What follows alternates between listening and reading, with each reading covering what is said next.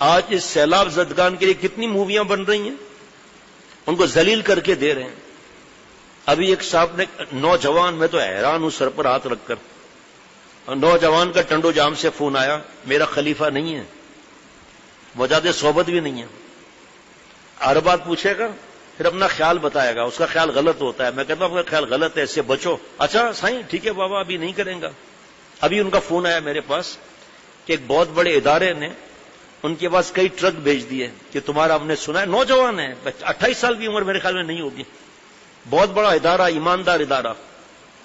انہوں نے کئی ٹرک بھیج دیے کہ آپ آگے بہراڑی بولتے ہیں ہمارے یہاں گاؤں کو، وہاں یہ تقسیم کریں ٹرک. تو میں نے کہا آپ نے مجھ سے کیوں فون کیا؟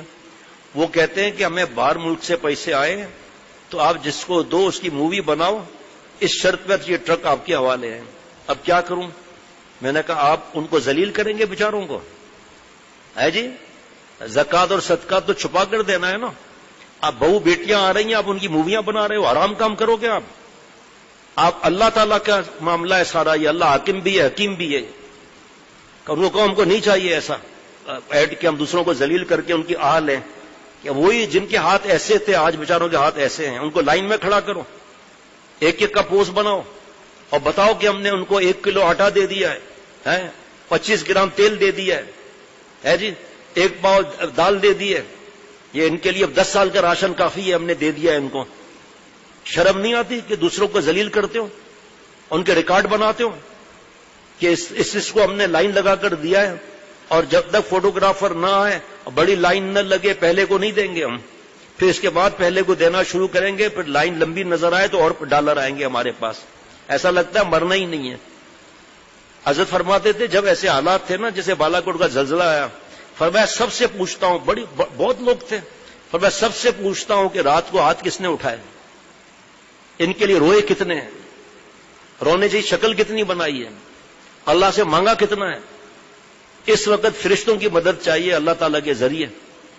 ایک بہت بڑے افسر نے فون کیا، ان سے بات ہو رہی تھی، مجھ سے کہنے لگے بھائی یہ صرف راشن کا معاملہ نہیں ہے، اب وہ بیماریاں خدا نخواستہ پھوٹ پڑیں گی بڑی. اب فون آیا بھی میرے پاس کہ اتنے پانی کھڑا ہوا ہے نا، اتنے مچھر ہیں کہ جانور مر رہے ہیں.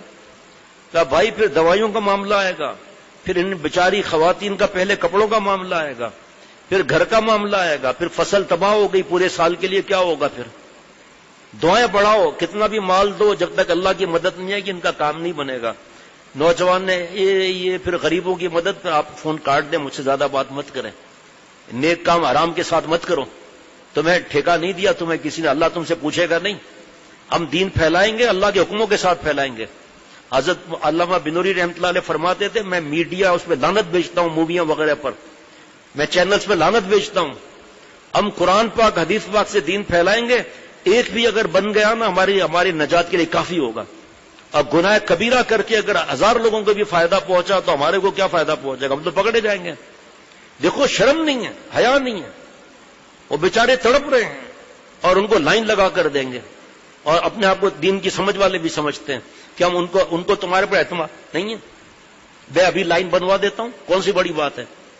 ابھی فون کرتا ہوں، صبح 10 بجے میرے متعلقین آ جائیں، یہاں سے لے کے سپر ہائی وے تک لائن ہوگی، اور جو کینیڈا بھیج دوں، سعودی عرب بھیج دوں، امریکہ بھیج دوں، لندن بھیج دوں. شرم آنی چاہیے مجھے. اور وہ لوگ آپ کو تو نہیں دے رہے نا پیسے، پھر تو لائن کو پیسے دے رہے ہیں. لائن میں تو دھوکہ ہے، پھر کیا کریں گے، پیسے کیسے دیں گے. ان کو اٹھا کے پیسے منہ پر مارنا چاہیے کہ آپ کو ہم پر اعتماد نہیں ہے، کیوں پیسہ بیچتے ہو. لائن لگانا کون سی بڑی بات ہے، آپ لگا دیں گے لائن، کون سی بڑی بات ہے اس میں بھائی. چلو 100 روپے میں لائن لگوا لو گے، ایک مثال ہے. جتنے بیٹھے بےچارے ان کو کہو بھائی آ جاؤ بھائی 100 روپیہ نقد لو، لائن کے بعد فوٹو کے بعد ملیں گے، 1000 آدمی کھڑے ہو جائیں گے. ہے جی، خرچہ کر کے لاکھوں روپے لے لیے وہاں سے، اور پھر اس کو بھی صحیح خرچہ کریں گے. میں مانتا ہوں، میں کسی پر کیوں بہتان لگاؤں، بدگمانی حرام ہے، میں کیوں بدگمانی کروں. لیکن ان کی آہ نہ لگ جائے کہ بیٹیوں کو بے پردہ کر کے اور اس کے بعد جو ہے نا ان کو مال دے رہے ہو، لائنیں لگوا کے ہمیں اور پیسے ملیں گے. ہم نے ٹھیکہ لیا ہوا ہے سب کا. اس رب کی کیا مصلحتیں ہمیں نہیں معلوم، وہی رب اپنی مصلحتوں کے ساتھ اپنے کرم سے ان کے بگڑی بنائیں گے. اللہ مجھے خرچہ کم کرنے کی توفیق دے. اپنے بھائیوں کو، جو انسان تو ہمارا مسلمان تو جسم کے مانند ہے کہ پیر میں کانٹا چپے تو سر تک درد ہو، تو تمہارے مسلمان بھائی ہیں.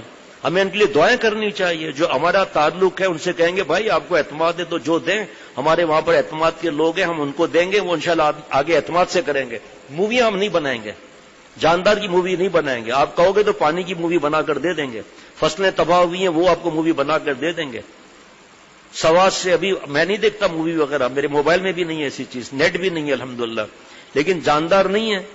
تو بیٹے نے مجھے دکھایا, بس 2 دن سے ایسا لگتا ہے سر پر بوجھ ہے.